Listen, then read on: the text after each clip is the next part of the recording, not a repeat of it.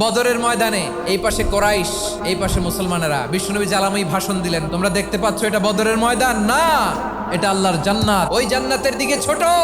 বিশ্বনবীর কথা শোনা মাত্র সাইয়েদনা উমাইর ইবনুল হুমাম বললেন বাখ বাখ, মানে চমৎকার।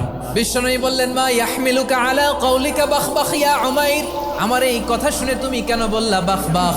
ইয়া রাসূলুল্লাহ, আপনার এই কথা শুনে আমি বড্ড খুশি হয়েছি, আর আমি প্রত্যাশা করছি আমি যদি ওই জান্নাতের মালিক হতে পারি তাহলে কতই না ভালো হতো। সুবহানাল্লাহ বলেন। বিশ্বনবী বললেন উমাইর আনতা মিন আহলিহা, তুমি ওই জান্নাতের অধিবাসী, তুমি জান্নাতি। উমাইর চিন্তা করলেন আমি জান্নাতি, নবীর মুখ দিয়ে যখন বেরোইছে ওই জান্নাতে তো আমার ঢুকতেই হবে, কিন্তু হাতে 3টা খেজুর খেয়ে যদি জেহাদের ময়দানে যাই তাহলে জান্নাতে যেতে তো দেরি হয়ে যাবে।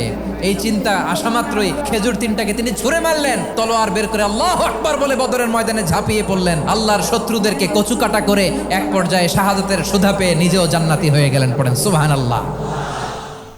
বদরের ময়দানে এই পাশে কোরাইশ, এই পাশে মুসলমানেরা। বিশ্বনবী জালাময়ী ভাষণ দিলেন, তোমরা দেখতে পাচ্ছ এটা বদরের ময়দান না,